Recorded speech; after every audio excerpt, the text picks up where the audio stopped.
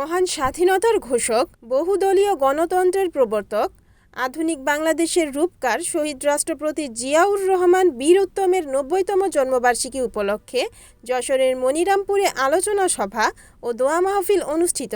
দিবসটি উপলক্ষে আজ মঙ্গলবার বিকেলে মনিরামপুর উপজেলা বিএনপির কার্যালয়ে উপজেলা পৌর বিএনপি ও অঙ্গ সহযোগী সংগঠনের উদ্যোগে এক আলোচনা সভা ও দোয়া মাহফিল অনুষ্ঠিত হয়। অনুষ্ঠানে পৌর বিএনপির সভাপতি মোহাম্মদ খাইরুল ইসলামের সভাপতিত্বে প্রধান অতিথি হিসেবে উপস্থিত ছিলেন উপজেলা বিএনপির সভাপতি ও আসন্ন ত্রয়োদশ জাতীয় সংসদ নির্বাচনে যশোর ৫ আসনের স্বতন্ত্র সংসদ সদস্য প্রার্থী আলহাজ অ্যাডভোকেট শহীদ মোহাম্মদ ইকবাল হোসেন।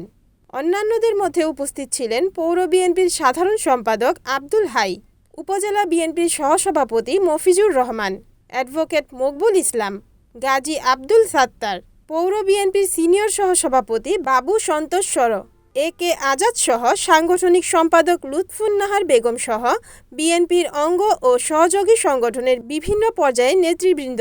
আলোচনা সভা শেষে শহীদ রাষ্ট্রপতি জিয়াউর রহমানের রুহের মাগফিরাত এবং দেশ ও জাতির কল্যাণ কামনা করে বিশেষ মোনাজাত করা হয়। দোয়া মাহফিল পরিচালনা করেন হাফেজ মিজানুর রহমান। গণতন্ত্র পুনরুদ্ধারের যে সংগ্রাম, যখন বাংলাদেশে আওয়ামী লীগ সরকার ছিল, এদেশে একদলীয় শাসন কায়েম করেছিল,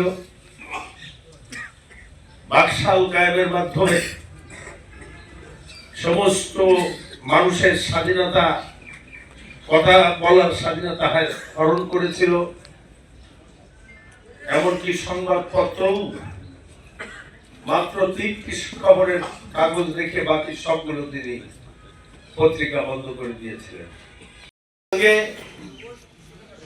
মনোনয়নের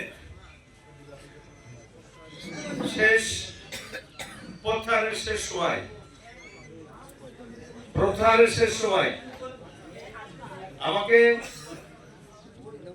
বলা হচ্ছিল যে আমি হয়তো পালিয়ে যাব, আমি হয়তো প্রত্যাহার করব।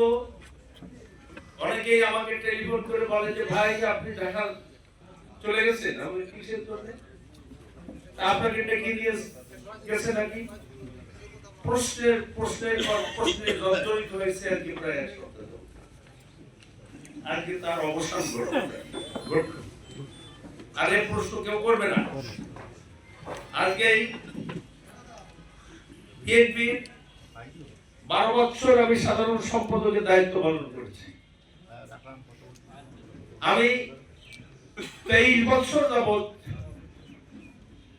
এই দলটির সভাপতির দায়িত্ব পালন করছি এবং এখন এই মুহূর্তে আছি। আমি যখন বুঝেছি যে এই দলটাকে দুর্বৃত্তের হাত থেকে উদ্ধার করতে হলে একটি চ্যালেঞ্জ করে দেওয়া ছাড়া কখনোই এই দলটি এই জোটের হাত থেকে, এই দুর্বৃত্তের হাত থেকে উদ্ধার করা সম্ভব নয়। সে কারণে আমি নির্বাচিত সভাপতি, জনগণ, বিএনপির নেতা কর্মীরা, কাউন্সিলররা আমাকে ভোট দিয়ে নির্বাচিত করে সভাপতি করেছিল। সেই সভাপতির দায়িত্ব আপনারা সবাই জানেন। হয়তো কালকে আমি বহিষ্কার হব, এ জানার পরও আমি আগামী প্রজন্মের জন্য যারা বিএনপি করবে, সেই বিএনপির কাছে যাতে এই আসনটি বিএনপির থাকে তার একটা ব্যবস্থা আমি করতে চাই বলে আমি এই সংগ্রামে নেমেছি। অনুগ্রহ করে আপনারা আজকে এই মুহূর্ত থেকে বাড়িতে বাড়িতে যে মা বোনদের কাছে আপনারা এই কলস প্রতীক দেখিয়ে আবার পুনরায় বলবেন যে আমরা ধানের শীষ আমাদের ভাগ্যে জুটিনি, আমাদের ভাগ্যে জুটেছে আমাদের এই কলসকে ধানের শীষ মনে করে আপনারা ভোট দেবেন। এই কথাটা আপনারা তাদেরকে অনুরোধ করবেন। এই কথা বলে রিপোর্ট উত্তম চক্রবর্তী, NNTV, যশোর।